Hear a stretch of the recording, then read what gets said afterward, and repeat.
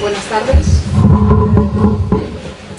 Bienvenidos a la librería Rafael Alberti y muchísimas gracias por estar aquí esta tarde. Este es el primer encuentro del año 2014 y no podíamos empezar mejor con el libro de José Muñoz, este libro parisino, lleno de ecos de españoles por esa ciudad que nos ayuda tanto y con la que soñamos tanto. Muchísimas gracias, José, por haber querido presentar el libro aquí, porque llevamos mucho tiempo oyéndote de tus preparativos, las preparaciones, sabemos cómo has manejado la información, con qué mimo has preparado todo. Muchísimas gracias, Andrés Papillo, por estar aquí otra vez y por acompañarnos. Muchísimas gracias, Sergio Suárez, que ha preparado un segundo texto de la introducción. Yo creo que vas a sacar de resonancias modianescas, de resonancias literarias, y aquí estamos todos. Muchísimas gracias. Bueno, que aquí el auténtico maestro de ceremonias es Andrés, quien va a presentar el libro. Yo sí que quería decir unas breves palabras sobre José Muñoz Millanes. Lo que José Muñoz Millanes ha escrito sobre París en su último libro que hoy presentamos, La ciudad de los pasos lejanos, no procede de un erudito, sino de un amante. Conviene decirlo desde el principio para no equivocarnos. Claro que José sabe muchas cosas sobre París, sobre sus calles y edificios, y novelas, y películas, y pintores. Pero todas ellas las sabe porque en primer y último lugar las ama. Las sabe pues de corazón, porque a ellas ha regresado una vez tras otra para comprobar si siguen en su sitio o cómo las transforma el paso de las estaciones, o verificar este detalle o aquel matiz, o cambiar la perspectiva con las que las había mirado hasta ese momento. Parafraseando a Foucault, para José, saber es hacer hablar a las cosas, invitarles a que nos cuenten su historia, sus vidas. Una vez hecho ese gustoso trabajo de campo, vuelve José a su silencio, a su soledad neoyorquina o a la madrileña, para levantar este prodigio polifónico en el que Azorín se cruza parsimoniosamente con María Fontán, o el niño Enrique Alet está a punto de tropezarse con el paseante Baroja, o el estudiante Brasilac sale de una taberna y se cruza en la puerta con el ufano Javier Mariño, o Mijaíl Sebastián entra en el metro y coincide en el mismo vagón con un extasiado Víctor Bromberg, o Gutiérrez Solana toma apuntes de la ciudad, mientras Horacio Coppola prepara la cámara fotográfica. Y todas estas voces, estas presencias, armonizan en un coro que solo José puede dirigir sin estridencias ni hiatos. Porque en José conviven también armónicamente el flaner, el escritor, el fotógrafo, el espectador, el lector, el pianista. En todos estos campos se desenvuelve con minuciosidad, con un tempo lento, con amor por los detalles exactos. Pasea pues por las calles de París con la misma atención con que persigue las sombras de Riverside Drive, que es su barrio neoyorquino, o traduce las palabras de Walter Benjamin o Hofmannsthal, o los versos de María Manent, o antologa la poesía de Girri, o la del amigo Andrés Trapiello, o recuenta los pasos de Ramón Gaya por Venecia. Tales prodigios solo pueden venir además de un hombre discreto, voluntariamente colocado en un segundo plano, que no quiere hacerse notar. A ratos parecería que se esconde adrede detrás de las numerosas citas que pueblan sus escritos. Pero este rasgo no es sino prueba de lo bien aprendida que tiene la lección de su maestro Benjamin. Como lo recuerda Manuel Freijó, el concepto de experiencia, el contacto directo con las cosas, piensa Benjamin, es algo que se está perdiendo. Esta falta de sensibilidad se manifiesta también en la ausencia de citas. Citar es un acto de espiritualidad, es tener en cuenta el pasado del que venimos. Él, Benjamin, era un coleccionista de citas. La misión de las citas es interrumpir los discursos lineales de la modernidad. Es necesario pararse, mirar hacia atrás, como hace la cita. A esta sensibilidad la llama Benjamin cultura del corazón. Esta cultura del corazón que José ha prodigado en sus libros le confiere el estatus de rara avis en el contexto de las letras españolas, convirtiéndole en un escritor de la estirpe de Michael Holroyd, o Elliot Weinberger, o Pietro Citati, o Pascal Quignard, o Antoine Compagnon. Un hombre de cultura de veras cosmopolita, que con su infinita curiosidad ensancha y enriquece nuestra visión del mundo, trayendo aires nuevos a nuestra literatura. Sus amigos tenemos sobradas pruebas de todo esto que digo, pero ha llegado la hora de que deje de ser un secreto a voces entre nosotros. Es el momento de que los lectores españoles sepan el auténtico privilegio, el lujo que albergamos. Ahora bien, José irá conquistando esos lectores como se traban las verdaderas amistades, de una en una y para siempre. Que así sea.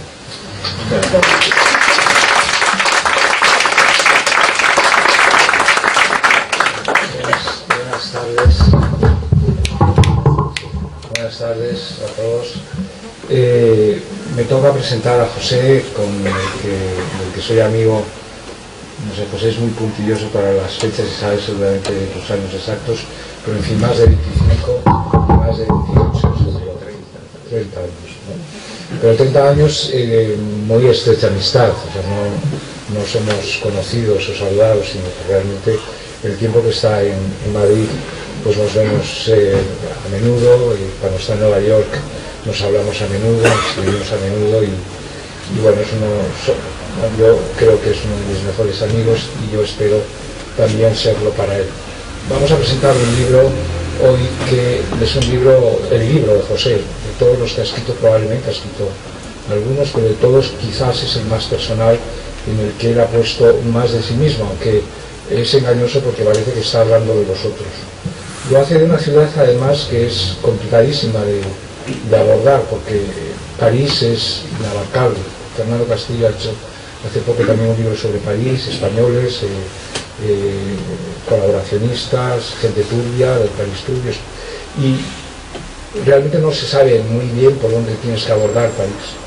Los pueblos parisinos tienen un gran sentido de humor sobre su ciudad, y seguramente ustedes recuerdan lo que ocurrió hace 7 u 8 años, un movimiento clandestino en París que se dedicó a poner placas en todas las calles de París. Un día aparecía en un sitio, otra en otra. En esta casa no pasó absolutamente nada. En esta calle no estuvo nunca ninguna persona notable. Entonces iban buscando sitios donde no hubiera ocurrido nada en París, porque lo extraordinario es justamente esto: en París ha ocurrido todo y en todos los rincones, porque es una ciudad que lleva desde la Edad Media acogiendo a lo más ganado de toda Europa, y después, a partir del siglo XIX, de toda América también, y ya en el siglo XX también de Oriente.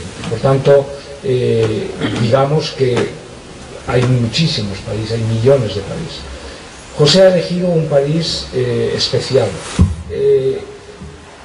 un país de gente muy gris para el parisino. En París han brillado muchísimas gentes, es la ciudad de Hemingway, es la ciudad de los americanos, la ciudad de los italianos, de los rumanos, de los exiliados de todo el mundo, desde Chopin. Parece que si no vas a hacer una gran obra, no tiene sentido. Sin embargo, yo recuerdo que de las primeras conversaciones que tuve con José fue justamente por un libro que nos gusta mucho a los dos, que son los cuadernos de Malte Laurits, y dentro de ese libro hay un pasaje en el que habíamos observado que es esa imagen que tienen todas las ciudades, pero que Malte se fija en ellos.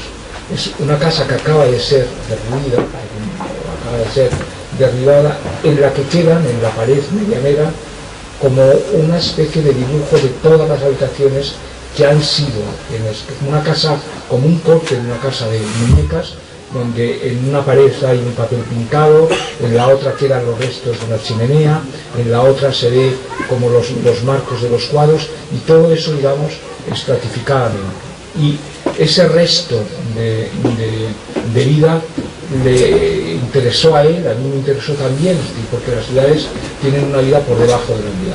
Que José se haya fijado en estos personajes que ya para el propio París vienen a ser como esa imagen de Rilke, que Rilke nos hace ver, que todos hemos visto, es significativo, porque probablemente si viéramos el libro de José a un parisino, probablemente, en fin, hay figuras que son conocidas, Guerra Rosé, Modiano, hay muchas reconocibles, ¿no? Pero a un parisino, a Solí probablemente no le dice nada, Baroja tampoco, Solana probablemente menos, y sin embargo el parisino podría leerlo de arriba abajo, porque reconocería no tanto la ciudad, que también el marco de la ciudad, como que reconocería a una persona que es la que lo está viendo. Por tanto, yo creo que lo que a mí me ha interesado, les voy a leer ahora un par de cuartillas que publiqué hace 3 o 4 meses cuando salió el libro en mi blog, pero en fin, como hay que suponer que es un blog que no lo lee nadie, pues las damos por un sí, bueno,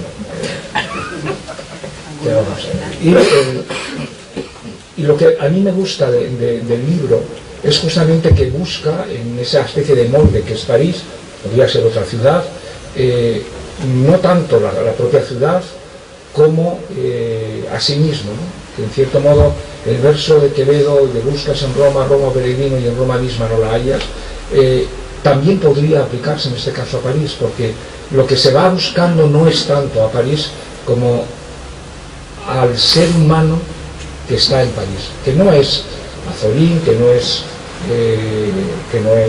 Baroja, que no es de la Rocher, no es Modiano, no es Torreta Ballester, y ni siquiera diría que es el propio autor que lo escribe, sino que está hablando de un ser que comprende todo esto. Y esto va por encima de la erudición, va por encima...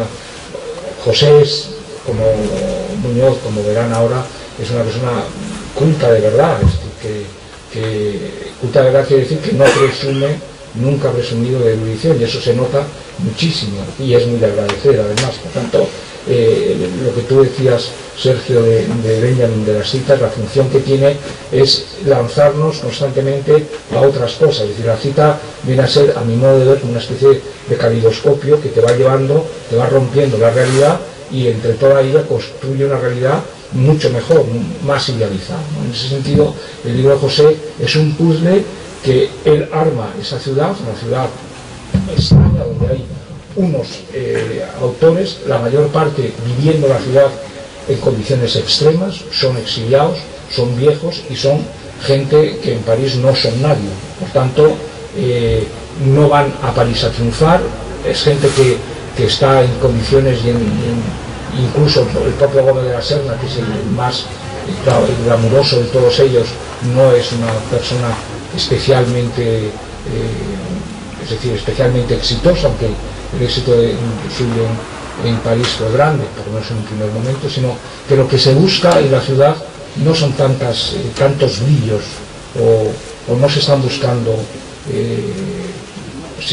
hacer una especie de historia glamurosa de la ciudad, como un retrato o un autorretrato, no del autor, no de estos retratos que nos da, sino un retrato ideal de lo que realmente somos, de lo que vamos a buscar en condiciones de extrema soledad, que es al final donde sucede todo. Es decir, que Benjamin reconocería el libro, lo reconocería Azorín, lo reconocería Baroja, y no sería de extrañar que en adelante ustedes con el libro en la mano fueran también como una guía, como sabemos que ha ocurrido ya con un amigo que ha ido con el libro de José a París, a seguir el itinerario de ese París que es de José y que es de esos autores y que ya es de todos. Es decir, porque a partir de lo que nos da una persona sensible o una persona con cultura, y una persona que mezcla la arquitectura, la música, la literatura, la pintura, los pequeños rincones que están, digamos, que se le quedan a todo el mundo a trasmano porque no los conoce o porque no le interesa en un momento determinado. Todo eso combinado da un París nuevo y un París de toda la vida. Yo les voy a leer estas dos cuartillas y les voy a dejar con José, que por cierto presentó la semana pasada este mismo libro en París, en el Instituto Cervantes, y su director, lo presentó en el Colegio de España, que es donde José estuvo alojado mientras empezó la escritura de este libro durante 6 meses. Se presentó allí, lo presentó Juan Manuel Bonet, director del Instituto Cervantes, y la crónica que me hacía al día siguiente Juan Manuel en un correo me decía: José, brillantísimo y convincente, ya que no dudo que estará brillante y convincente. Yo termino leyéndoles estas dos cuartillas que van a decir mejor que lo que he estado balbuciendo hasta este momento. Peatonio sentimental de París. ¿Es este hermoso libro una guía literaria, vital? Es cosa que nos importa dilucidar. Del mismo modo que su autor, José Muñoz Millanes, ha caído en el embrujo de Azorín a la hora de contarnos París, ha caído uno también en él, y titulo esta hoja de almanaque con esta palabra: Peatonio, vademecum de un peatón. A quien no habría disgustado ni mucho menos este reposado y atento paseo, bien al contrario, sería al propio Azorín. Es un libro que ha sido escrito, si se nos permite el símil, cámara en mano. Lo empieza su autor siguiendo los pasos de Azorín en el París del exilio. Los de Azorín son los de un hombre viejo que camina despacio. Su vida, como la de todos los exiliados de París, es triste, pero trata de sobreponerse. Escribe: ¿qué puede hacer si no? En la lectura de los libros que Azorín ha escrito en París, o con los recuerdos de París, también demorados, cuidadosos, sutiles, el autor de estos pasos lejanos ha encontrado algo hondo, frágil, misterioso. Ha encontrado la vida. La admiración hacia la vida de esos libros le lleva a los escenarios en los que transcurren: hoteles, patios, metros, cementerios, comercios, callejones, plazas, museos, muelles del Sena. Nada que recuerde ni por asomo a la empachosa mitomanía literaria. La erudición, las lecturas, el cultivo del autor están de tal modo en la masa de su sangre que circulan por su texto como la sangre, sin el menor ruido, sin sobresaltos, sumando su pulso al pulso de la realidad, al de la vida. Es sólo, sí, el testimonio de una gratitud hacia la literatura y la vida, y también el autor sigue a Azorín hasta sus hoteles, sus buquinistas, sus bistrós. Pregunta igualmente a los personajes de sus novelas, y le responden porque son personajes vivos que tienen la misma entidad que el escritor, son de la familia. A veces Azorín se detiene y la cámara, vacilante y discreta, se detiene también. A su lado pasa alguien y la cámara se la vea curiosa para verlo pasar. Es Baroja, Gómez de la Serna, Solana. Son los personajes de tal o cual novela de Modiano, de Torrente Ballester, de Brasillac. Otras veces son Ayet, Brassai, Coppola, que le dicen: detén tus pasos, no vayas tan deprisa, mira esa esquina. Y el autor mira como miraba Malte Lauris Blitze. Azorín espera escrutando el escaparate de una de esas tiendas raras que tanto le gustan. No tiene prisa. El autor, con esa confianza, sigue a ese transeúnte casual. Otras calles, rincones desconocidos, un pasaje nuevo con su encanto moderno. Se lo ha señalado Benjamin, Breton, Henri Calais. Permanece con ellos unos instantes, pero el autor es un hombre responsable y no ha olvidado que ha dejado a Azorín esperando y vuelve donde lo tenía distraído. La vida de un exiliado está llena de vacíos, de tiempos muertos, necesita distraer su pesadumbre. Y se encamina ahora hacia la ciudad universitaria donde le espera su amigo Baroja. Hablan sin esperanzas, deseando que ese tiempo del destierro pase pronto, y lo hacen apenas sin consuelo. Azorín vuelve a España. El autor nos recuerda que en París se lo tropiezan Alberti y Neruda, que no quieren saludarlo porque vuelve con los vencedores de la guerra. Pero se queda Azorín y la cámara ahora sigue a Azorín por donde Baroja, que es viejo también, va. Le lleva a ver una de las últimas ejecuciones públicas de la guillotina, a algunas casas burguesas, al parque del Monte de los Ratones, a los suburbios que tanto le gustan también a Gutiérrez Solana, con quien Baroja comparte el hospedaje del Colegio de España y a quien Baroja detesta. La vida de los exiliados, sí, está llena de pequeñas miserias que se suman a sus propias tristezas. Muñoz Millanes no los juzga, está a su lado, los sigue, cámara en mano, los escucha con respeto, con admiración, con agradecimiento. Lo hace porque ha descubierto que no hay un solo paso de los que dan en el que no hayan puesto el alma. ¿Y quién da su alma en tiempos tan arruinados? Y sin embargo, ahí sigue París, suntuoso, espléndido, fascinante, pero inalcanzable, se diría, para esos pobres españoles que van dando tumbos por él como tramoyistas entre las bambalinas de un teatro al que acaban de llegar. Al otro lado en la escena, los actores privilegiados representan la joie de vivre de una ciudad que aún no puede sospechar su propia tragedia de ignominiosa ocupación, de ignominiosa colaboración.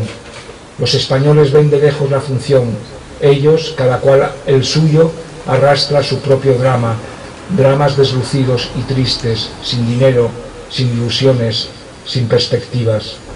El libro toca a su fin. Lo abrocha el Javier Mariño de Torrente Ballester. El autor, de una discreción insólita, admirable, nos ha estado hablando con el París de Solana, Azorín o Baroja, del suyo propio, que ha levantado con mano paciente de cartógrafo, y no le hubiese venido mal a esta cuidada edición un plano de París con sus itinerarios. En cada línea hay la experiencia de los otros y su propia experiencia. Volvemos atrás y empezamos de nuevo la lectura, esta vez lápiz y papel en mano. Vamos anotando sugerencias, pasajes, lecturas desconocidos para nosotros. Muñoz Millanes ha seguido a esos hombres durante estos últimos años, allí, en el mismo París, y nosotros lo hemos seguido aquí en Madrid, como si fuese allí. Lo ha hecho como se hacen las cosas en la literatura, como un embrujo, y sentimos que puede llevarnos donde quiera, porque no hay una sola página de este libro, guía de vidas, que no merezca visitarse 2 veces, como no hay una sola vida que no espere ser contada.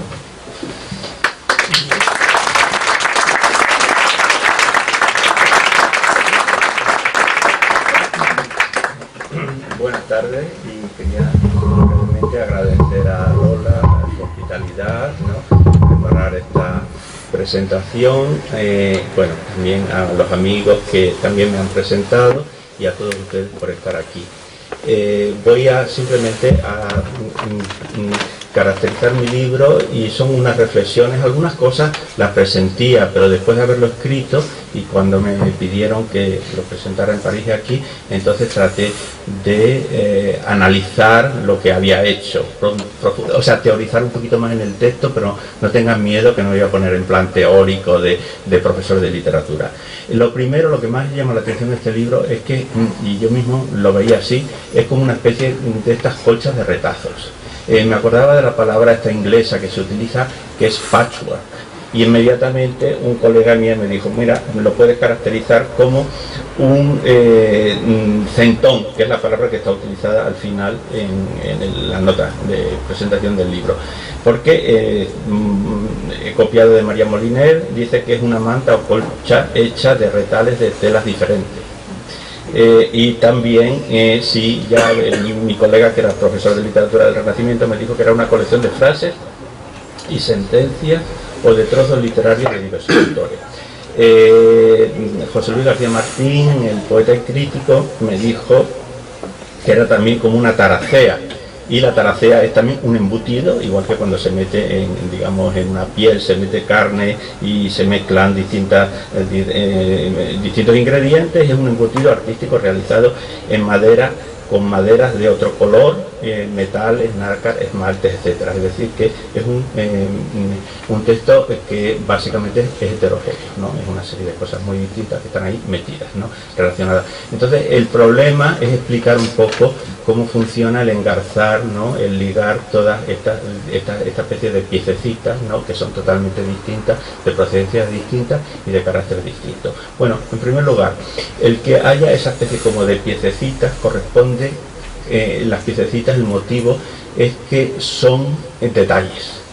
Estos detalles son aspectos, son como matices de, digamos, del paisaje urbano, ¿no? Entonces, en primer lugar, lo que inspira el libro es que un autor, paseando, ha observado y ha notado estos detalles. Ahora, ¿qué pasa con estos detalles? Estos detalles son ambiguos, porque por una parte son detalles que, digamos, están como escondidos, están dispersos, es decir, son detalles que son casi imperceptibles, pero son sutiles, ¿no? Y claro, precisamente de ahí viene la ambigüedad, porque por una parte son atractivos, porque son delicados, pero por otra parte, como son delicados, pues digamos, pueden pasar inadvertidos y también pueden desaparecer muy fácilmente. Esto sucede con los detalles urbanos. Algunos ejemplos de los autores que aparecen aquí en este libro. Por ejemplo, vamos a ver. Sí, encontré en Modiano digamos un detalle de estos típicos. Hay cerca de donde ahora han puesto una placa en París, que nació Massau, es cerca de Folies Bergère y del Faubourg Montmartre. Hay una pequeña plaza muy recoleta, bellísima, que se llama Cité Trevis, como la ciudad italiana del Véneto, por una batalla, como siempre en París, todo es militar, ¿no? Los nombres de las calles. Bien, entonces Modiano capta así brevemente que cuando uno va por un callejón, porque es una plaza casi escondida, que antes de llegar se oye un rumor maravilloso en el silencio, y que cuando llega, que anuncia la plaza, y cuando llega a la plaza es maravillosa. Bueno, increíble, se lo recomiendo que la busquen. Después justamente de este tramo donde nació Massau, y entonces ya se ve los chorros de agua que están cayendo, y de pronto se ve toda la plaza, y bueno, y es maravilloso. Por ejemplo, en Baroja, en Laura o la soledad sin remedio, se habla de un zumbido que se oía por toda la zona del Boulevard Kellerman, al pie de donde el Colegio de España, donde recibieron Baroja y Gutiérrez Solana, y esto aparece también en Flores de Ruina de Modiano. ¿Y qué es esto? Una fábrica de motores de avión que estuvo hasta yo creo que más o menos ya no existe, pero hasta los años 60 o 70, ¿no? Bueno, hay muchas cosas de este tipo. Por ejemplo, encontramos en varios autores que, yo no sé, una cosa muy rara, pero lo dicen, que en los peldaños de las estaciones de metro digamos, estaban con una materia oscura, yo no sé qué sería, y que como ahora ponen unas luces para que la gente no tropiece, que echaban polvo de mica para que brillase, y lo he encontrado en varios autores. Bueno, son este tipo de detalles, así como digo, muy delicados. Otro tipo así de estos detalles, ¿no? Que, como digo, en ellos está la raíz de esta especie de cantidad de piececitas que componen el libro. Sería los contrastes urbanos, es decir, que casi siempre, así como estos detalles son pequeños y están dispersos, porque no forman parte del entorno, más bien es algo que está como arrinconado, está como medio escondido, pero que llama la atención precisamente en virtud de esa delicadeza que tienen, O sea que no están integrados en un conjunto, ¿no? Están como sueltos, aislados, y entonces, claro, van provocando sorpresas cuando uno los percibe y los va descubriendo. Claro, ¿por qué los percibe? Porque, y esto es otra de las cuestiones del libro, porque los escritores, y esto es lo que hace el movimiento del libro, la manera de pasar de una de estas unidades, de estas piececitas, a la otra de estos detalles, es que está paseando. Pero está paseando como, en fin, se ha usado tanto esa palabra, de flaneur, de paseante ocioso. Es un paseante que en principio es un paseante estético, ¿no? Porque lo que hace es simplemente echarse a la calle a ver qué sucede. No va ni siquiera a divertirse, no tiene un destino, no se mueve por la ciudad con un propósito, aunque sea un propósito ocioso de ir al cine o lo que sea, no. Está simplemente, se echa a la calle a pasear y a ver qué es lo que encuentra, y entonces tiene la atención vacante, disponible, esto bueno, ya en el título de la vida moderna dice Baudelaire, y entonces empieza a fijarse en estos detalles, en la atención. Estos detalles muchas veces son rupturas, es decir, que así como hay detalles que son muy delicados, muy frágiles, muy sutiles, hay veces que son como cosas que están como fuera de lugar, desplazadas. Es decir, por ejemplo, Gutiérrez Solana va por el Boulevard Gaspar y de pronto bueno, ahí hay la escena final de Bois de Soufre y toda esta parte, y se encuentra con que en un lugar donde hay muchos talleres de pintores, estudios de pintores, de pronto, no alineado con las manzanas, se encuentra como si fuera un diorama, un escenario, el Passage d'Enfer, y en ese pasaje de pronto es como si fuera una calle de Utrillo de Montmartre que está situada en Montparnasse. Por ejemplo, a Walter Benjamin, en el libro de los pasajes, le llama mucho la atención que cuando va por el Faubourg Saint-Antoine, que está todo lleno de esos callejones donde observaba el clima de malestar. Entonces esto me da pie para el clima de malestar y de los incidentes que había de tipo político por las calles, de presentarlo según lo que dice Henri Calais en esta novela, y así todo. Entonces aparece el crimen, aparece una serie de crímenes que, como lo del conformista, ¿no?, de todas estas policías que había de Mussolini y que operaban en París. Es que es una cosa muy curiosa, porque el mismo Gómez de la Serna dice: Azorín pudo, y entra lo apócrifo, y eso también es otra modelación muy interesante en el libro. Lo apócrifo son cosas que pudieron haber sucedido, pero no tenemos seguridad. Entonces la aventura, yo es una cosa que no me había fijado nunca, aventura que pudo haber, en una de estas veces que se perdía en el metro, hacia el final de las líneas, que pudo haber estado entre unas cuantas personas que vieron en mayo del, no sé qué, del 37 o 38, un crimen famosísimo que no se ha resuelto nunca, que aparece una mujer bellísima, italo-francesa, con un estilete muerto, porque se habían montado en la primera estación donde no iba nadie, y en la segunda, cuando subieron una serie de personas, vieron que estaba muriéndose, y la llevaron a un médico y tal. Y bueno, es un caso famoso, en la época hay novelas y tal. Entonces resulta que Gómez de la Serna dice que Azorín podía haber estado ahí entre esos que entraron en la segunda estación, no en la Porte d'Oreille, que es donde fue. Entonces todas estas cosas, ¿no?, lo apócrifo, es decir, justamente la doble visión de las cosas, la visión contrastada, pues es una cosa que también enriquece mucho, digamos, el libro. Y claro, toda la parte del metro, bueno, también la cuestión es de que un lugar atrae por las características que tiene, y entonces hay un montón de testimonios que se complementan y que muchas veces ya se salta a la fotografía y al cine. Es el caso del Parc Montsouris, ¿no? Porque es que, claro, Azorín también tiene dos novelas que son Laura, la soledad sin remedio, y Susana o los cazadores de moscas, en que los personajes, como Javier Mariño, es digamos, un joven, y toda la descripción es toda alrededor del Colegio de España, del Parc Montsouris, y todos los lugares son reconocibles, los paseos, y habla de las catacumbas, del psiquiatra de Santa Ana, donde todo en el barrio donde impartía los seminarios Lacan, y bueno, y la cárcel de la Santé, bueno, porque se le gustaba todas las cuestiones de las ejecuciones, le gustaba ese morbo, ¿no?, y la última ejecución. Bueno, entonces, como digo, hay una serie de coincidencias y crean una serie de niveles, ¿no? El caso sería el del Parc Montsouris, y el otro yo creo que es lo del metro, ¿no?, lo del metro aéreo elevado, como decimos en Estados Unidos, de la línea Étoile-Nation, no toda la parte donde va el descubierto entre Pasteur y luego después ya hasta Passy o algo así. Ahí hay una serie de cosas que componen como una especie de coro, y es maravilloso, porque el mejor es Gutiérrez Solana, porque es que es un hombre que tiene una sensibilidad de eso. Ese fragmento es genial, pero aparece también Calais, y aparecen, bueno, ya un montón de gente, de poetas franceses, y aparece el último tango en París, porque cuando llegan a la estación esta de Passy se ven las dos torres esas, que es como un leitmotiv en el último tango en París, y bueno, y al fin ya aparece, bueno, ya porque todavía en aquella época no había sucedido, ahí es una de las casas que tenía Ruano, y también estuvieron allí en la Rue Beethoven, bueno, hay una serie de cosas, Epaf de Julian Gris, sucede todo. Bueno, entonces esto, bueno, pues esto es lo que crea esta especie de maraña, ¿no? Y un poco, ya termino, y eso yo creo que se habrá dado una idea, si no ha leído el libro, o explicar un poco el libro tal como yo lo veo, pero que pueda ayudar también. Muchas gracias.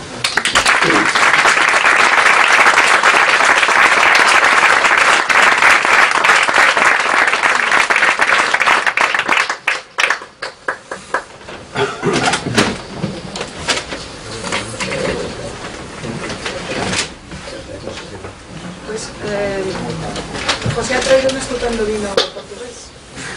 ¿Te puedo preguntar algo, Lola?